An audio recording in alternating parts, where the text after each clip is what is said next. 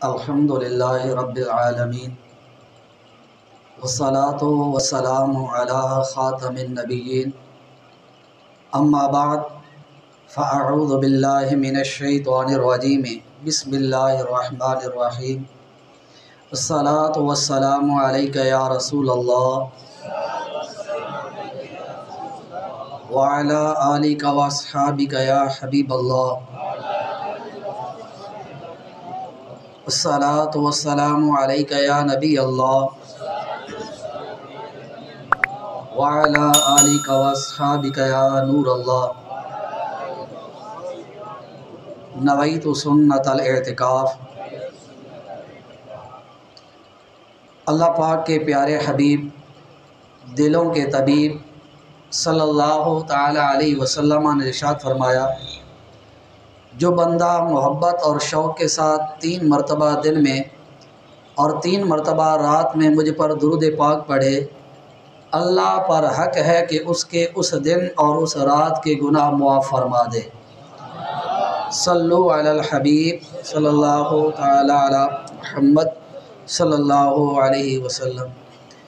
وہ تو نہایت سستا سودا بیچ رہے ہیں جنت کا، وہ تو نہایت سستا سودا بیچ رہے ہیں جنت کا، ہم مفلس کیا مول چکائیں اپنا ہاتھ ہی خالی ہے۔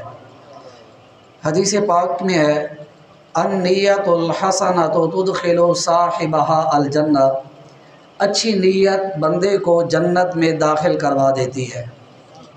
اے عاشقان رسول، اچھی نیتوں سے عمل کا ثواب بڑھ جاتا ہے۔ آئیے بیان سننے سے پہلے کچھ اچھی نیتیں کر لیتے ہیں۔ مثلا نیت کیجئے رضائے الہی عز و جل کے لیے پورا بیان سنوں گا، بعد اب بیٹھوں گا، خوب توجہ سے بیان سنوں گا، جو سنوں گا اسے یاد رکھنے، خود عمل کرنے اور دوسروں تک پہنچانے کی کوشش کروں گا۔ صلو علی الحبیب صلی اللہ تعالی علی محمد صلی اللہ علیہ وسلم۔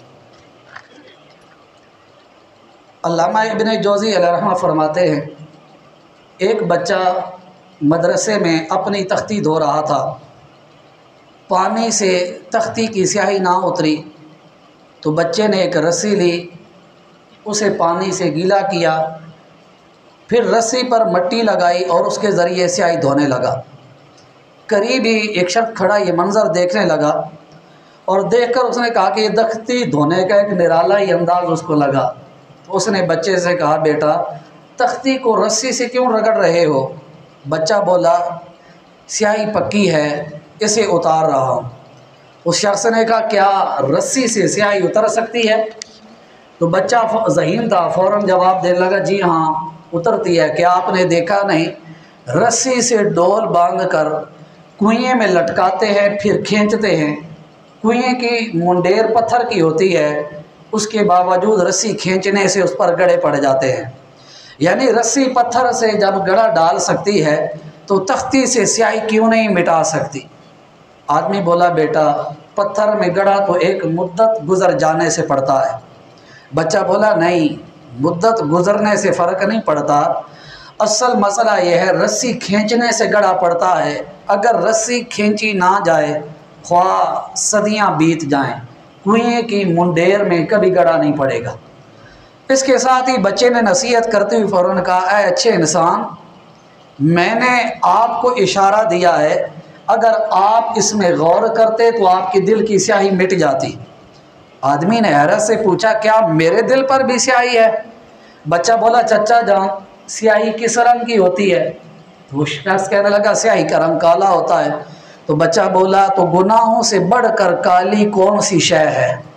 یہ گناہ ہی تو ہیں جو انسان کے دل پر سیاہی کے نشان ڈالتے جاتے ہیں، اس سے بھی کوئی بڑھ کر شے ہے؟ یہ سنتے ہی آدمی نے چیخ ماری اور ندامت سے رونے لگا۔ بچہ بولا، چچا جان اب آپ کو دل صاف کرنے کی دوائی مل گئی ہے۔ آدمی نے پھر حیرانی سے پوچھا، وہ دوائی کون سی مجھے ملی ہے؟ تو بچے نے کہا، جو ندامت کے آنسو اللہ نے دے دیے، یہ آپ کے گناہوں کو جو ندامت اس پر ہوئی اس کی دوائی آپ کو نصیب ہو گئی۔ یہ گناہوں کو دھو کر دل کو صاف کر دیتی ہے۔ اور اس پر دلیل یہ ہے کہ نبی کریم صلی اللہ علیہ وسلم فرمایا بے شک آنسو روز قیامت آگ کے سمندر بجا ڈالیں گے۔ مشکوٰۃ شریف کے اندر آقا کریم صلی اللہ تعالیٰ علیہ وسلم کا فرمان موجود ہے۔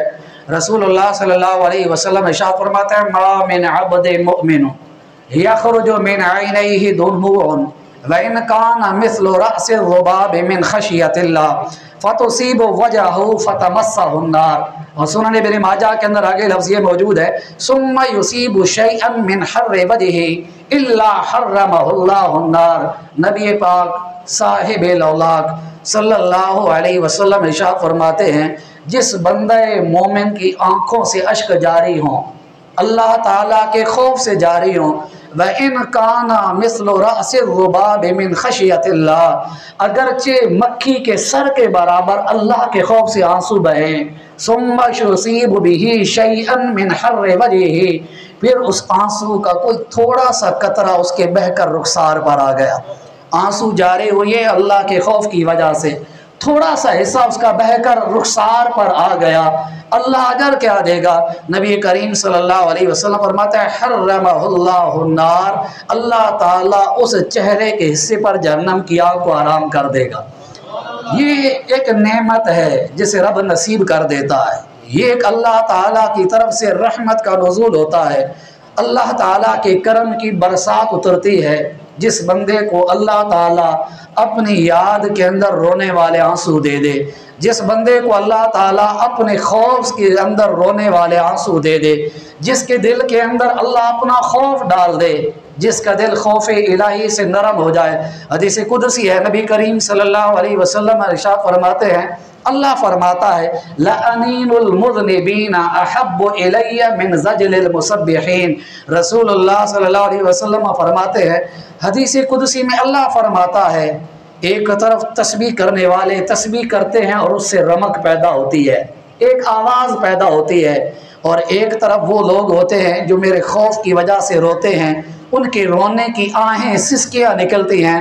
اللہ فرماتا ہے یہ گناہ گاروں کی جو آواز رونے کی ہے، جو میرے خوف سے رونے والے ہیں، جو ان کی آہیں نکلتی ہیں، جو ان کی سسکیاں نکلتی ہیں، مجھے تسبیح کرنے والوں کی تسبیح سے بھی زیادہ ان کی آواز محبوب ہے۔ دل ہائے گناہوں سے بیزار نہیں ہوتا، مغلوب شہا نفس بدکار نہیں ہوتا، گو لاکھ کروں کوشش اصلاح نہیں ہوتی، پاکیزہ گناہوں سے کردار نہیں ہوتا، یہ سانس کی مالا اب بس ٹوٹنے والی ہے، دل آہ مگر اب بھی بیدار نہیں ہوتا، افسوس ندامت بھی اس یہاں پہ نہیں ہوتی، افسوس ندامت بھی اس یہاں پہ نہیں ہوتی، نیکی کی طرف مائل عطار نہیں ہوتا۔ اے عاشقان رسول، ہمارا دل جو ہے یہ سب سے قیمتی تختی ہے، اسے گناہوں سے پاک کرنا ضروری ہے، اور ہماری اصلاح کا راز بھی یہی دل ہے کہ جب دل سنورتا ہے انسان سنور جاتا ہے۔ نباز قوم محبوب کریم صلی اللہ تعالی علیہ وسلم نے ارشاد فرمایا الا وان فی الجسد مضغۃ اذا صلحت صلح الجسد كله واذا فسدت فسد الجسد كله الا وهي القلب۔ محبوب کریم علیہ الصلوۃ والسلام فرماتے ہیں لوگوں سن لو، بڑی توجہ سے بات سنیے گا، بڑی اہم بات تمہیں میں بتانے والا ہوں۔ آقا کریم علیہ الصلوۃ والسلام نے لوگوں کی توجہ اپنی طرف راغب کروانے کے بعد حضور نے کیا جملے ارشاد فرمائے؟ فرمایا ان فی الجسد مضغۃ، جسم کے اندر ایک لوتھڑا ہے، جب وہ درست ہوتا ہے تو سارا جسم سنور جاتا ہے، اور وہ گوشت کا ایسا لوتھڑا ہے جب اس میں فساد آتا ہے پھر سارے جسم میں فساد آ جاتا ہے۔ فرمایا الا وہی القلب، سننے والوں غور سے سن، انسان کے اندر وہ مرکز کی حیثیت رکھنے والی کیا چیز ہے جس کے سنورنے سے زندگی سنور جاتی ہے، جس کے بگڑنے سے زندگی بگڑ جاتی ہے۔ یہ جب سنورتا ہے تو بندے کے لیے کائنات کا نظام سنوار دیتا ہے، یہ جب بگڑتا ہے تو بندے کی ساری زندگی کی کایا پلٹ کر رکھ دیتا ہے، یہ جب سنورے تو انسان کو اوج ثریا پر پہنچا دیتا ہے، یہ جب بگڑے تو انسان کو تنزلی کے اندر لے آتا ہے۔ وہ اتنی اہم چیز کیا ہے فرمایا الا وہی القلب، وہ تمہارا دل ہے، اس دل کا خیال کرو، یہ سنورے گا تو تم سنور جاؤ گے، اور اللہ نہ کرے یہ بگڑ گیا تم بگڑ جاؤ گے۔ اس حدیث پاک کی شرح میں علماء فرماتے ہیں بندے کے تمام کام اس کے دل سے وابستہ ہے۔ اگر دل پاک صاف ہو، اس میں اللہ کی محبت ہو، اللہ کے محبوب صلی اللہ علیہ وسلم کی محبت ہو، محبوب کریم علیہ الصلوۃ والسلام کے غلاموں کی محبت ہو، پھر دل کے اندر اللہ تبارک و تعالیٰ کا خوف ہو، جب دل میں یہ کیفیت آتی ہے تو بندے کے سارے کام درست ہو جاتے ہیں، بندہ گناہوں سے بچ جاتا ہے، پھر گناہوں کے قریب نہیں جاتا، پھر گناہوں تو دور کی بات وہ شبہات سے بھی اپنے آپ کو بچاتا ہے۔ لیکن اگر یہی دل بگڑ جائے، دل نفسانی خواہشات کا پیروکار بن جائے، دل جو ہے نا رجاد الہی سے دور ہو جائے، اس دل کے اندر جب غفلتوں کا ڈیرا بس جائے، پھر خوف خدا جب نہ رہے، پھر وہی جو دل سنورنے کی کیفیت کے اندر تھا وہ بگڑ جاتا ہے، جس نے زندگی بنانی تھی وہ زندگی بگاڑنے پر آ جاتا ہے۔ اس لیے مرکز کی حیثیت یہ ہے کہ انسان کا دل پاکیزہ ہونا چاہیے، اور پاکیزہ دل کی ایک برکت بھی ہے۔ صحابی رسول حضرت انس رضی اللہ تعالیٰ عنہ سے مروی ہے، اللہ عز و جل کے پیارے محبوب رسول مقبول صلی اللہ علیہ وسلم نے ایک شخص کو فرمایا دا ما یریبک الی ما لا یریبک، فرمایا جو چیز تیرے دل میں کھٹکے اسے چھوڑ دو، جو چیز تیرے دل میں کھٹکے اسے چھوڑ دو، یہاں تک کہ دل میں کوئی کھٹک باقی نہ رہے۔ اس شخص نے عرض کی یا رسول اللہ صلی اللہ علیہ وسلم، میں دل کی کھٹک کو کیسے جان سکتا ہوں؟ یہ تو ہے کہ دل کھٹکے تو چھوڑنا ہے، لیکن دل کی آواز بھی سننے کے لیے کچھ کان ضروری ہوتے ہیں، میں اس دل کی آواز کو کیسے سنوں گا؟ نبی کریم صلی اللہ علیہ وسلم نے فرمایا جب تم کچھ کرنے لگو تو اپنے سینے پر ہاتھ رکھ دیا کرو، بے شک دل حرام پر لرزتا ہے، دھڑکن تیز ہو جاتی ہے، اور حلال کام پر دل کو سکون نصیب ہو جاتا ہے۔ کتنی پیاری چیز محبوب کریم علیہ السلام نے فرمایا کہ جب کچھ ہو دل پر ہاتھ رکھو، اس پر سوچو، اس کے قریب چل کر اس سے سوال کرو، اس سے پوچھو، یہ زبان حال سے تمہیں کچھ جواب دے رہا ہے، لیکن دل بھی وہ دل ہونا چاہیے۔ ہر دل بھی آواز نہیں دیتا، دل بھی وہ دل ہو جو دل زندہ ہو، دل وہ ہو جو ضمیر کو اٹھانے والا ہو، کیونکہ اللہ تبارک و تعالیٰ نے قرآن پاک کے اندر بھی فرمایا ان ہوا الا ذکر و قرآن مبین لینذر من کان حیا، فرمایا قرآن نصیحت ہے، واضح نصیحت فرماتا ہے، لیکن لینذر من کان حیا، جس کا دل زندہ ہوتا ہے اسی کو ہی قرآن ڈراتا ہے، نصیحت اسی ہی قبول ہوتی ہے جس کا دل زندہ ہوتا ہے، وہ نصیحت کو قبول کرتا ہے۔ ضمیر کے اندر سے ایک آواز آتی ہے، اس کا نفس امارہ ہے، وہ اس کو بھارتا ہے تو کدھر چل رہا ہے، ابھی واپس آ جا، تیری زندگی بھٹکنے کی نہیں ہے، تو بگوڑا نہیں ہے، شتر بمہار نہیں ہے، تجھے رب کے حضور تو مسلمان بن کر سر تسلیم خم کرنے کا تو نے عہد لیا ہے، تو نے سب کچھ اپنی خواہشات کو اسلام پر قربان کرنے کا سوچا ہے، تو تب مسلمان بنا تو نے اس وقت سے یہ سبق سیکھا کہ آج سے میرا اپنا کچھ بھی نہیں، میری خواہش میری ذات کچھ بھی نہیں، میرا سب کچھ میرا رب ہے۔ وہ نفس امارہ انسان کو بیدار کرتا ہے، اس لیے ضرورت اس بات کی ہے کہ بندے کا ضمیر جو ہے وہ زندہ ہونا چاہیے۔ نبی کریم رؤوف رحیم صلی اللہ علیہ وسلم کے ایک صحابی نے سوال کیا، اور آقا کریم صلی اللہ علیہ وسلم نے جواب اس انداز میں دیا کہ بندے کو نیکی اور گناہ کی پہچان ہو جاتی ہے۔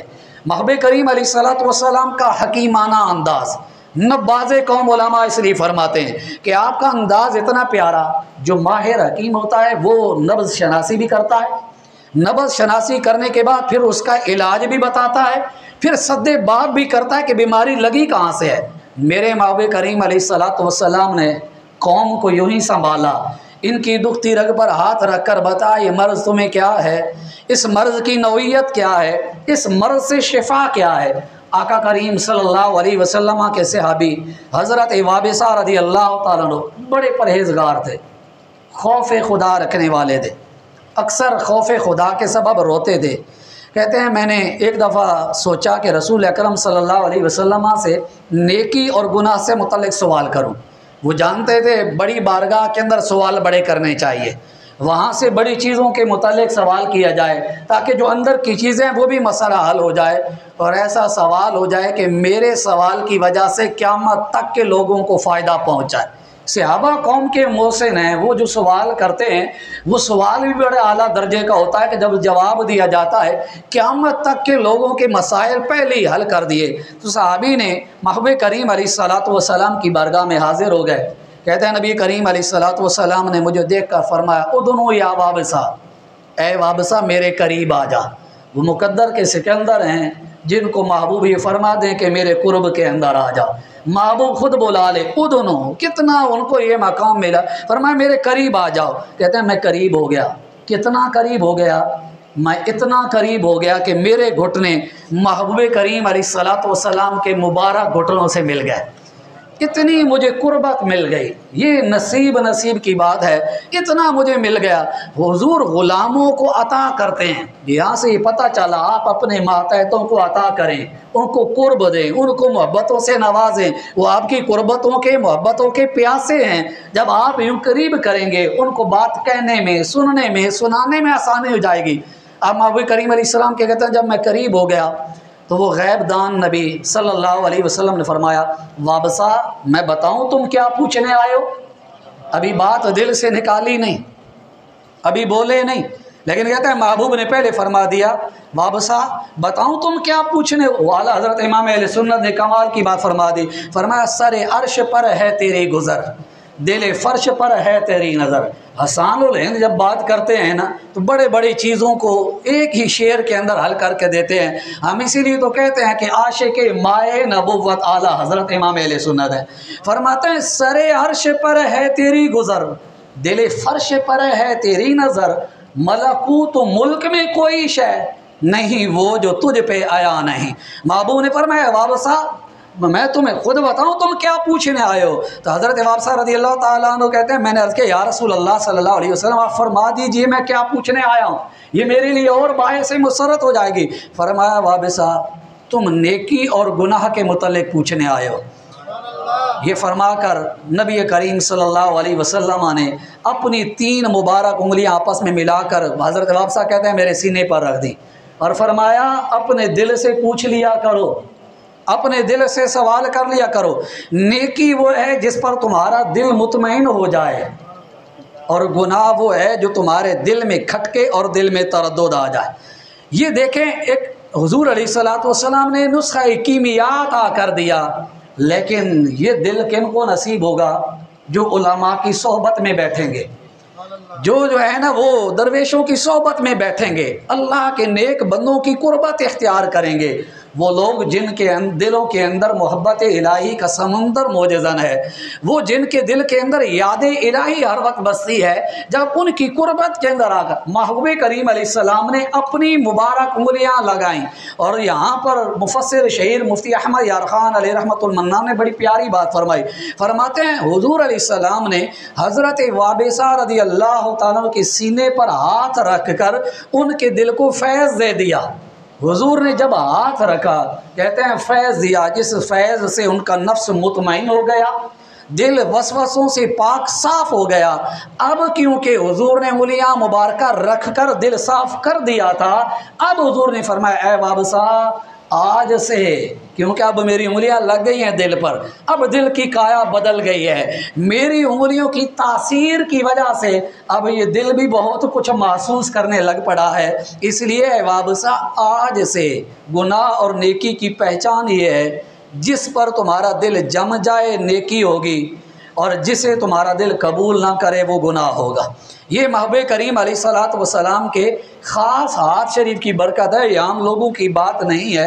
محبوب کریم علیہ الصلوۃ والسلام نے ایک نسخہ بتا دیا کہ آپ اپنے دل کی آواز کبھی سنا تو کریں، کبھی تنہائی کے اندر، یکسوئی کے اندر اپنے آپ کو اس مقام پر لا کے تو صحیح۔ اور اللہ تعالیٰ کے جو نیک بندے تھے، جو اولیاء تھے، اللہ نے ان کو یہ شان عطا کی تھی کہ ان کے اعضاء بھی ان کو بتا دیتے تھے، بول دیتے تھے یہ کہ آپ کیا کر رہے ہیں۔ شیخ ابو علی دقاق علیہ رحمہ فرماتے ہیں حضرت حارث محاسبی رحمۃ اللہ تعالی علیہ کبھی لا علمی میں شک والی کھانے والی چیز کی طرف ہاتھ بڑھا لیتے تو آپ کی انگلی کی رگ پھڑکنے لگ جاتی۔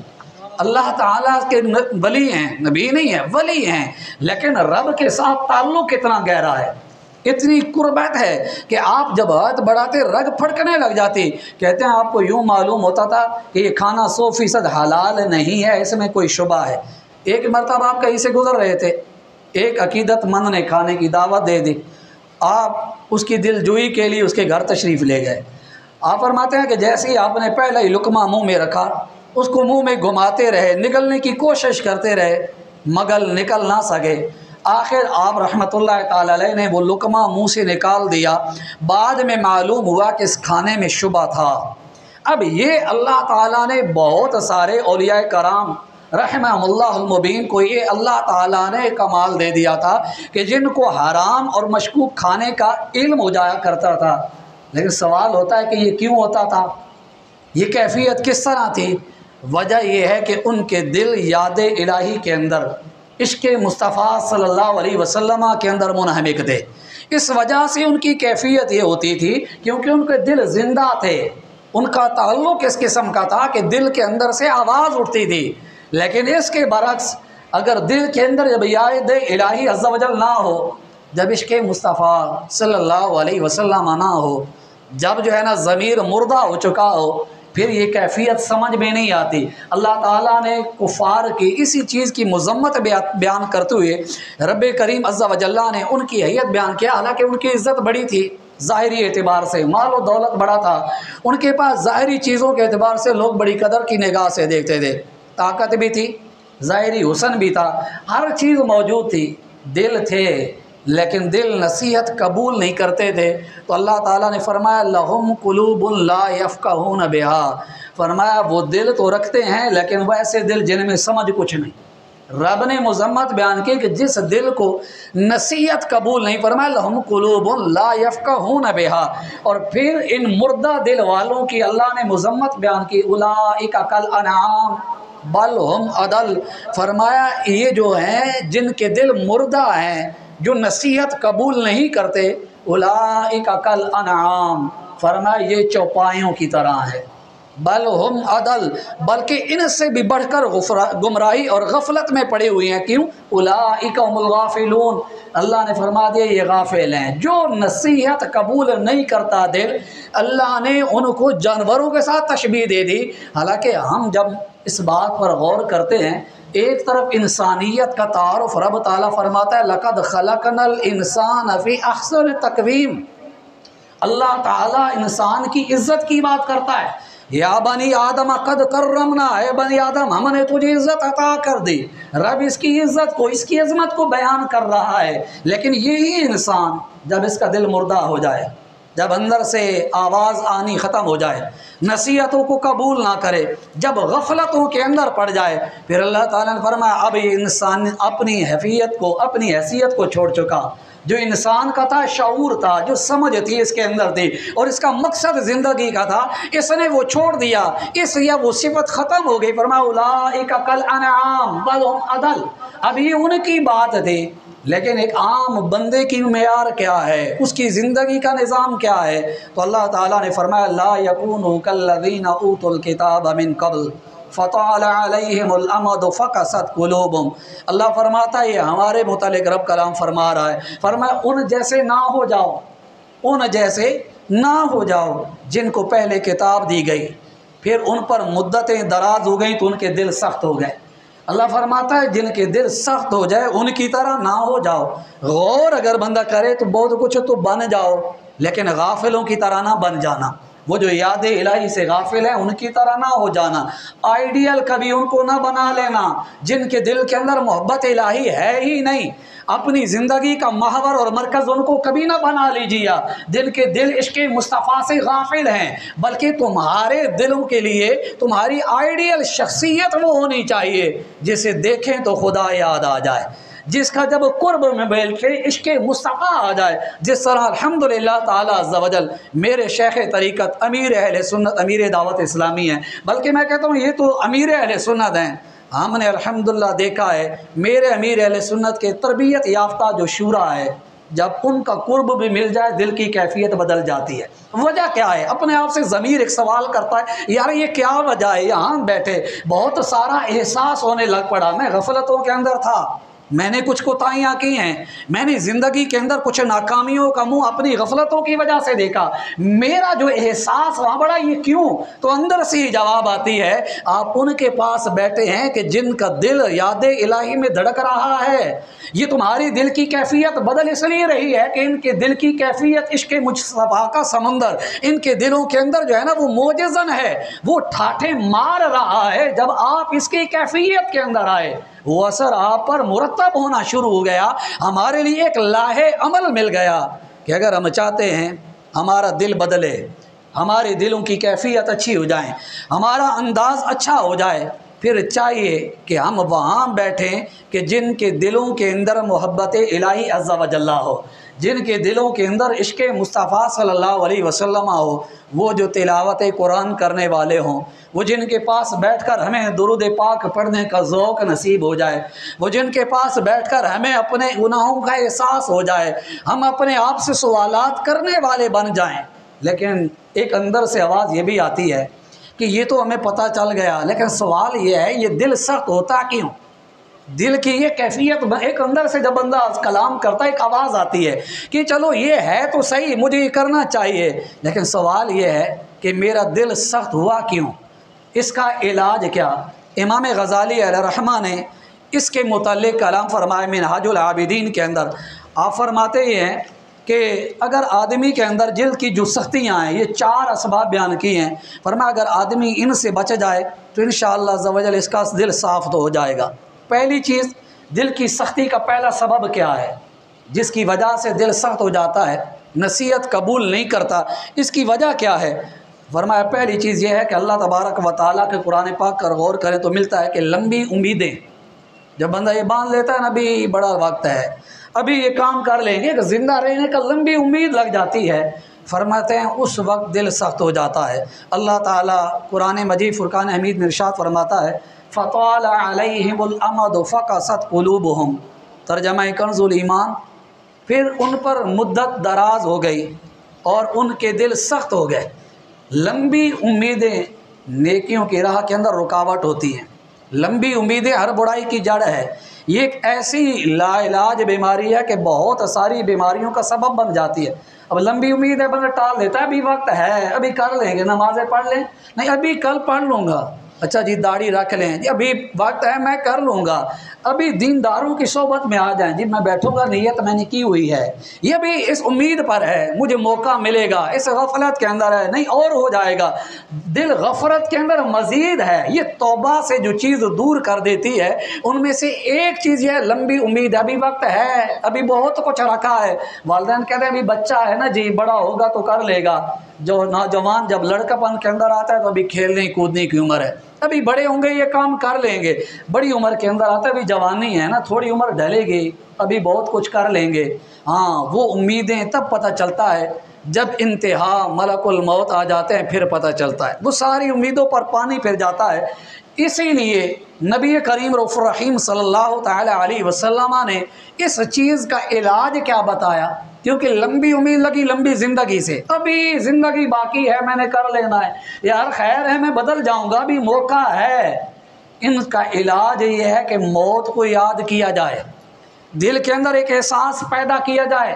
امام غزالی علیہ رحمان نے بڑی پیاری یہاں بات لکھی، فرماتے ہیں میرے پیر صاحب فرمایا کرتے تھے دنیا 3 سانسوں کی ہے، بڑی کمال کی بات امام غزالی فرماتے ہیں دنیا پوری جس کو تم نے سمجھا بہت کچھ ہے، صرف 3 سانس ہیں، ایک سانس جو تم لے چکے، جو عمل کرنا تھا کر چکے، دوسری سانس جو تم ابھی لے رہے ہو، اور فرمایا تیسری سانس وہ ہے جو ابھی آنی ہے، اس کی تمہیں خبر ہی کوئی نہیں۔ دنیا ساری جس پر ہے نا ابھی بہت کچھ میں نے کر لینا ہے، نہیں جی ابھی کیوں آپ مجھے کر رہے ہیں، ابھی تو بڑا زمانہ ہے، ابھی میں نے دیکھا کیا ہے، ابھی بہت کچھ دیکھنا ہے۔ ہاں ابھی آپ نے واقعی کچھ نہیں دیکھا، کیونکہ ابھی آپ نے جو ہے نا موت کے فرشتے نہیں دیکھے، ابھی واقعی آپ نے کچھ نہیں دیکھا، کیونکہ ابھی آپ نے کبھی جو ہے نا وہ قبر کے حالات دیکھی ہی نہیں، ابھی آپ نے واقعی کچھ نہیں دیکھا، کیونکہ آپ کو نہیں پتہ قبر کی کیفیت کیا ہوتی ہے، حشر کے اندر قبر سے اٹھوں گا میں کس انداز میں جاؤں گا۔ واقعی آپ ٹھیک فرما رہے، ابھی آپ نے بہت کچھ دیکھنا ہے، ابھی آپ نے کچھ نہیں دیکھا کہ حساب کے معاملے کے اندر کیا کیفیت ہوگی۔ فَتَرَى الْمُجْرِمِينَ مُشْفِقِينَ مِمَّا فِيهِ وَيَقُولُونَ يَا وَيْلَتَنَا مَا لِهَٰذَا الْكِتَابِ لَا يُغَادِرُ صَغِيرَةً ولا कबीरतन इल्ला अहसाहा ववजदू मा अमिलू हादिरा। अल्लाह फरमाता है महबूब मुजरिमों के देखोगे ये डर रहे होंगे नामा अमाल देखकर, वो कहेंगे हाय हमारी बर्बादी, माले हाज़ल किताब, इस नामा अमाल को आज क्या हो गया, ला युगादिरु सगीरतन वला कबीरतन इल्ला अहसाहा। वो मैंने तो दोस्तों के से बड़ी छुप कर ये काम किया था, आज इसने मुझे रुसवा कर दिया। मेरे माँ बाप को भी कोई नहीं पता था, पता नहीं इस नामा अमाल को क्या हो गया, आज इसने कुछ भी नहीं छोड़ा।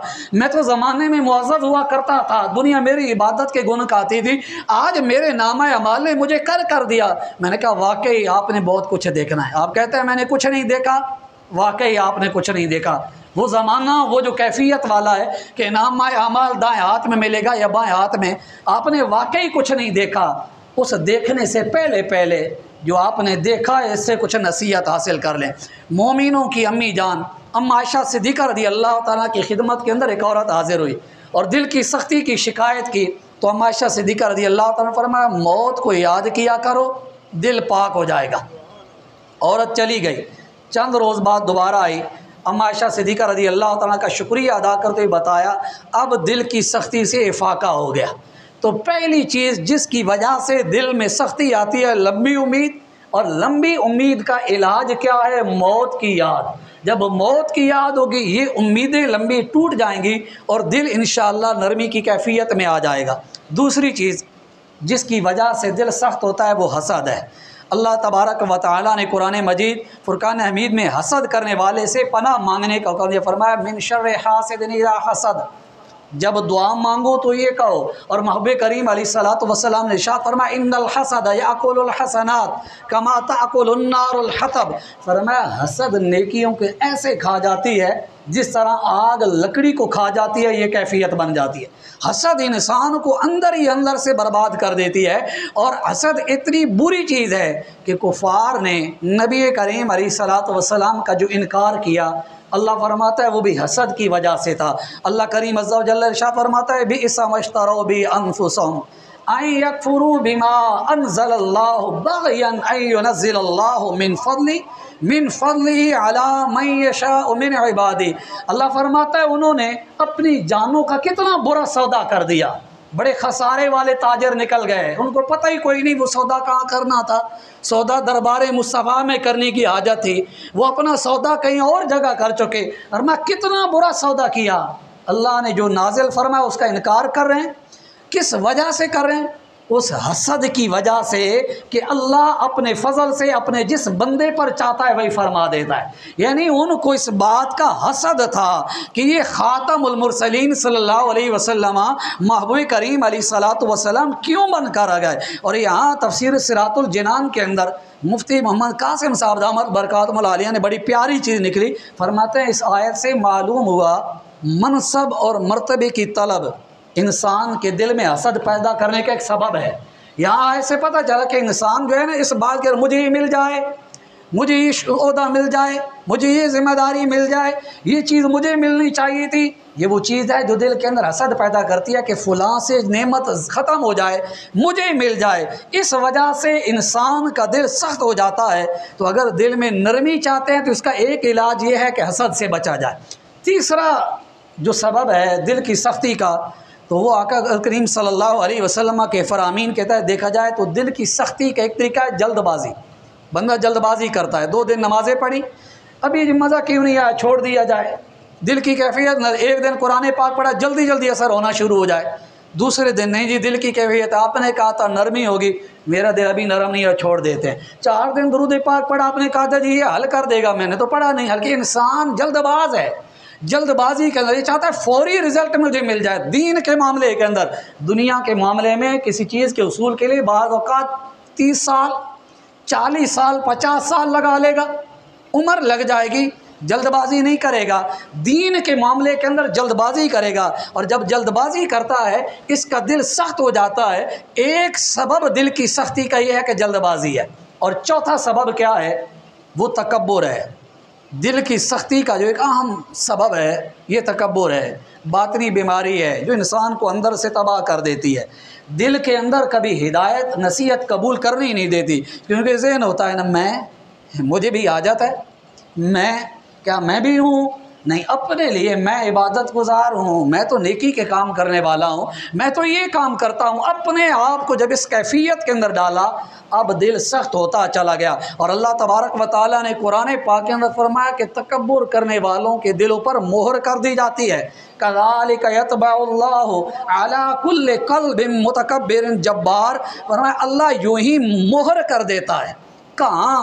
متکبر سرکش کے دل پر اللہ تعالیٰ مہر کر دیتا ہے، لیکن اس کے مقابلے کے اندر جو عاجزی کا پیکر ہو اللہ تعالیٰ اس کو عروج عطا فرما دیتا ہے۔ محبوب کریم صلی اللہ علیہ وسلم کا فرمان مشکات شریف کے اندر ہے، اور نہایت اس معاملے کے اندر اہم ترین بیان ہے۔ محبوب کریم علیہ السلام نے ایسے نفیس انداز میں سمجھایا کہ ہر ذی شعور بندہ اگر غور سے سنے، تنہائی میں بیٹھ کر تفکر کرے، وہ اپنے آپ سے بھی اگر محبت ہوئی نا اپنے آپ سے بھی، تو وہ سمجھے گا کہ تکبر نہیں کرنا چاہیے بلکہ عاجزی کرنی چاہیے۔ حضرت عمر رضی اللہ تعالیٰ کہتے ہیں کہ میں محبوب کریم علیہ السلام کے پاس تھا، حضور ممبر پر تشریف فرما تھے، حضور نے فرمایا یا ایھا الناس تواضعوا، اے لوگو عاجزی اختیار کرو۔ پھر محبوب کریم علیہ السلام فرمایا من تواضع للہ رفعہ اللہ فہو فی نفسہ، فرمایا کہ نبی کریم صلی اللہ علیہ وسلم فرمایا جس نے اللہ کے لیے عاجزی اختیار کی، جو جھک گیا اللہ تعالیٰ اس کو بلندیاں عطا فرما دے گا۔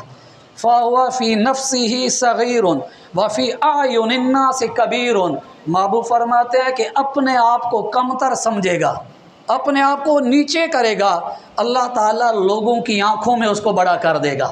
اور الحمدللہ میں نے یہ چیز اپنے امیر اہل سنت، اپنے پیر و مرشد جو میرے جو ہے نا وہ محبتوں کا قبلہ اور کعبہ ہیں، جو زندگی بدلنے کے لیے ایک آئیڈیل شخصیت ہے، ہم نے جو کمال آپ کی زندگی کے اندر دیکھا وہ کیا ہے؟ آپ جھکتے چلے گئے، جھکتے چلے گئے، جھکتے چلے گئے، پھر زمانے نے امیر اہل سنت کا لقب دے دیا۔ من تواضع للہ، جھک کر تو دیکھیں، اللہ نے عزت عطا کر دی۔ اور دیکھیں نا حضور نے فرمایا کہ وہ اپنی نگاہوں میں خود کو کم سمجھیں گے، اللہ زمانے بھر کی آنکھوں کے اندر ان کو بڑھا کر دے دے گا۔ میرے امیر اہل سنت نے خود کو ہمیشہ عاجزی کے درجے میں رکھا، خود کم رکھا اپنے آپ کو۔ یہ امیر اہل سنت نے کہا کہ میں کوئی عالم نہیں، کوئی لوگ سادگی سے دھوکہ کھا گئے، لیکن ہر ایک کو بات سمجھ میں آنے والی نہیں۔ جن کو سمجھ میں آ گئی نا انہوں نے یہ بات کہی کہ آپ خود کو کمتر سمجھتے ہیں، ہم زمانے کا آپ کو امام سمجھتے ہیں۔ آپ نے اپنے آپ کو کم سمجھا، لیکن بات وہی ہے نا کہ جس کی آنکھ ہو، آنکھ ہے دیدہ ایک اور کو نظر آئے کیا دیکھے، یہ آنکھ ہے جو بتاتی ہے اندر کی چیز کی کیفیت کیا ہے۔ جنہوں نے دیکھا وہ کہنے پر مجبور ہو گئے کہ اس وقت کائنات کی کایا پلٹنے کی کیفیت جس شخصیت کے اندر ہے وہ امیر اہل سنت ہے۔ یار امیر اہل سنت تو امیر اہل، میں کوئی مبالغے میں نہیں کہہ رہا، کوئی عقیدتوں میں نہیں کہہ رہا، میں نے پہلے بھی عرض کیا میرے امیر اہل سنت تو امیر اہل سنت ہیں، لیکن امیر اہل سنت کی تربیت یافتہ شورا کے قریب بیٹھ جائیں، اگر آپ کی دل کی کیفیت نہ بدلی تو مجھے کہہ دیجیے گا۔ وہ جھکتے چلے جاتے ہیں، وہ کہتے ہیں وہ کچھ بھی نہیں۔ شورا کے اندر علماء بھی ہیں، تربیت امیر اہل سنت کی، بلکہ ہماری الحمدللہ دعوت اسلامی کے جو مفتیان کرام ہیں وہ بہت اندر اپنے آپ کو جھکاتے ہیں، جتنا جھکاتے چلے گئے زمانے بھر کے اندر ان کے ڈنکے بجتے چلے گئے، ایک اسلوب مل گیا۔ اب حضور نے دوسرا تعارف کیا فرمایا؟ فرمایا ومن تکبر ودعہ اللہ فَهُوَ فِي أَعْيُنِ النَّاسِ صَغِيرٌ وَفِي نَفْسِهِ كَبِيرٌ۔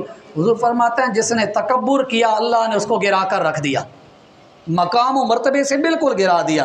فرمایا لوگوں کی آنکھوں میں وہ نہایت کمتر ہے اور خود کو بڑا سمجھتا ہے۔ کیسا نفیس انداز جو عاجزی کرے، فرمایا خود کو کم سمجھتا ہے، لوگوں کی آنکھوں میں مقام بلند و بالا، کبیرٌ جو خود کو بڑا سمجھے، فرمایا لوگوں کی نظروں میں گرا ہوا ہے، اپنے آپ کو بہت کچھ سمجھ لیتا ہے۔ اب اگلے لفظ جو ہے نا وہ انسان کو ہلا کر رکھ دیتے ہیں۔ میں نے کہا یہ ایسی حدیث پاک ہے تنہائی کے اندر بھی بندے کو سوچنے پر مجبور کر دیتی ہے۔ میرے آقا کریم صلی اللہ علیہ وسلم نے متکبر کی مثال دی، فرمایا ہوا فہوا اہون علیہم من کلب او خنزیر، جو تکبر کرتا ہے فرمایا لوگوں کے نزدیک وہ کتے یا خنزیر سے بھی ذلیل تر ہوتا ہے لوگوں کے نزدیک۔ تو اس لیے تکبر انسان کے لیے یہ ہدایت کو قبول نہیں کرنے دیتی، یہ دل کو سختی کی طرف لے کر آ جاتی ہے۔ اور دل کی سختی کی طرف ایک چیز یہ بھی ہے، جب بندہ بات چیت کرتے ہوئے لوگوں کی دل آزاریاں کرے، لوگوں پر طرح طرح کے جملے کسے، لوگوں کا مذاق اڑائے، یہ دل کو سخت، دل کو مردہ کر دیتے ہیں۔ اور اس کا علاج کیا؟ اس کا علاج علماء فرماتے ہیں کہ سب سے جو جلدی چیز اثر کرنے والی ہے نا دل کو نرم کرنے کے لیے، بندہ قرآن پاک کی تلاوت کرے۔ قرآن کی تلاوت دل کا زنگ اتار دیتی ہے۔ حضرت یحییٰ بن معاذ راضی علیہ رحمہ فرماتے ہیں دل کی سختی کا علاج 5 باتوں میں ہے: غور و فکر کے ساتھ تلاوت، پیٹ کو خالی رکھنا، رات کو عبادت کرنا، سحری کے وقت بارگاہ الہی عز و جل میں گڑ گڑانا، اور نیک لوگوں کی صحبت میں بیٹھنا۔ اب یہاں دیکھیں نا ایک چیز کیا ہمیں پتہ چلی کہ تلاوت قرآن غور و فکر کے ساتھ، پہلی چیز حضرت یحییٰ بن معاذ رضی اللہ عنہ نے کیا فرمائی کہ غور و فکر کے ساتھ تلاوت قرآن کی جائے۔ الحمدللہ تعالی عز و جل ہماری جو امیر اہل سنت کی طرف سے ایک تربیت کی گئی ہے نیکی کے کاموں میں، ان میں سے ایک دینی کام یہ ہے کہ صبح جب فجر ہی پڑھتے ہیں نا تو دل کو نرم کرنے کا علاج ہمیں امیر اہل سنت نے دے دیا۔ صبح ہی دل تمہیں نرم کرنے کا نسخہ دے دیا۔ ایک محبت ایسے نا مرید سے، ایک جو ہے نا درد ہے، ایک امت کی خیر خواہی ہے، ایک امت کا درد ہے کہ امت کے دل نرم ہو جائیں۔ اب وہ پہلی اصلاح کا کیا طریقہ، صبح کیا دے دیا؟ وہ پہلا دینی کام ہی ہمارا یہ ہے کہ اس کے اندر سب سے پہلے تفسیر سنانے کا حلقہ ہوتا ہے۔ پہلا کام ہی فجر کے بعد امیر اہل سنت دے دیا کہ یہ تاکہ دل کا زنگ اترے، دل نرم ہو جائے۔ فجر پڑھیں 3 آیات، اب 3 آیات ترجموں کے ساتھ تفسیر کے ساتھ جب پڑھیں گے تو قرآن کے اندر غور و فکر ہو گئی، قرآن بھی پڑھا گیا۔ اور حضرت یحییٰ بن معاذ علیہ رحمہ نے کیا فرمایا کہ دل کو نرم کرنے کا پہلا نسخہ یہ کہ غور و فکر کے ساتھ، تو پتہ چلا میرے پیر و مرشد میرے دل کو نرم کرنا چاہتے ہیں، اب تو میری کیفیت ہے میں کتنا نرم کرنا چاہتا ہوں۔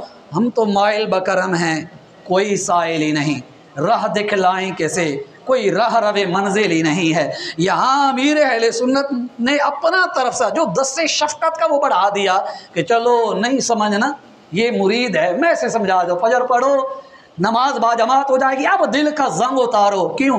صبح دل کا زنگ اتر جائے گا تو سارا دن عبادت کے اندر لگ جائے گا، سارا دل نرم میں گزرے گا، اور جب دل نرم ہوگا گھر میں جھگڑے نہیں ہوں گے، امن آ جائے گی، دوستوں کے ساتھ دل نرم ہو گیا نا، اب کسی کی بات ہوئی برداشت کر لے گا، اب فسادات نہیں ہوں گے، ہر طرف امن ہوگا، سکون ہوگا۔ جو ایسا بندہ ہوگا معاشرے میں ہر دل عزیز بن جائے گا۔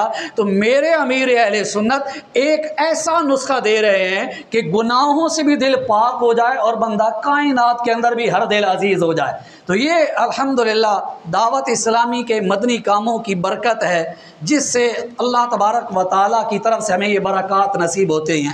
صلو علی الحبیب صلی اللہ تعالی علی محمد صلی اللہ علیہ وسلم۔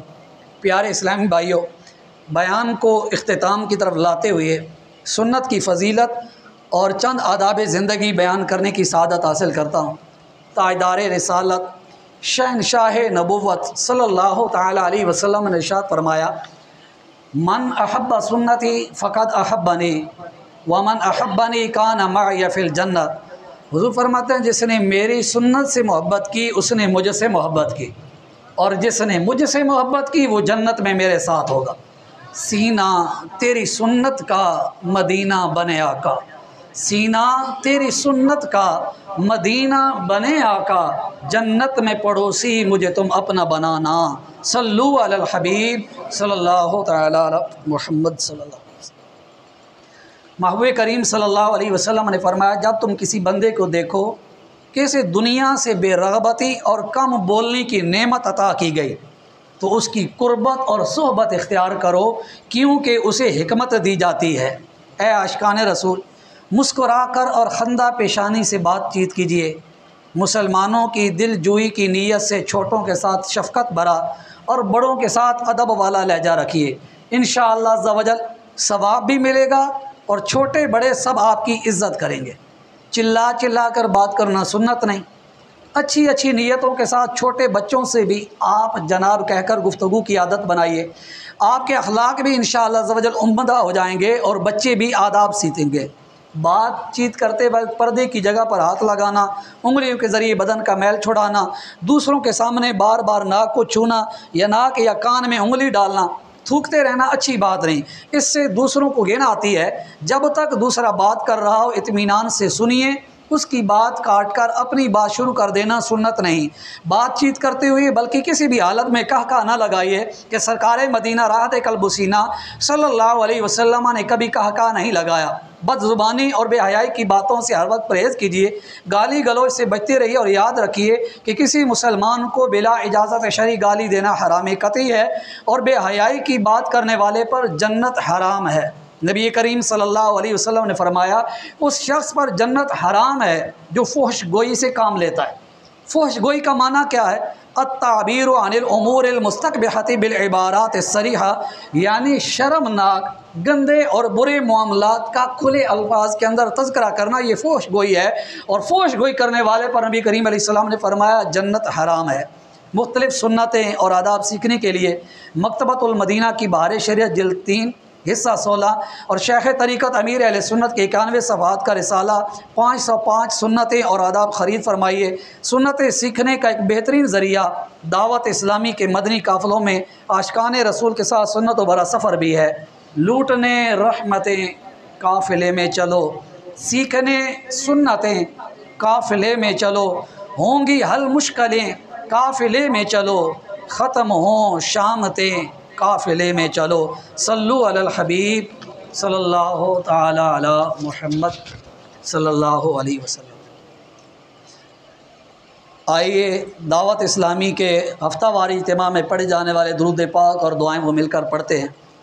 بزرگوں نے فرمایا جو ہر شب جمعہ اور جمعرات کی درمیانی رات یہ درود شریف پابندی سے کم از کم 1 مرتبہ پڑھے، موت کے وقت سرکار مدینہ صلی اللہ علیہ وسلم کی زیارت کرے گا، اور قبر میں داخل ہوتے وقت بھی، یہاں تک کہ وہ دیکھے گا کہ سرکار مدینہ صلی اللہ علیہ وسلم اسے قبر میں اپنے رحمت بھرے ہاتھوں سے اتار رہے ہیں۔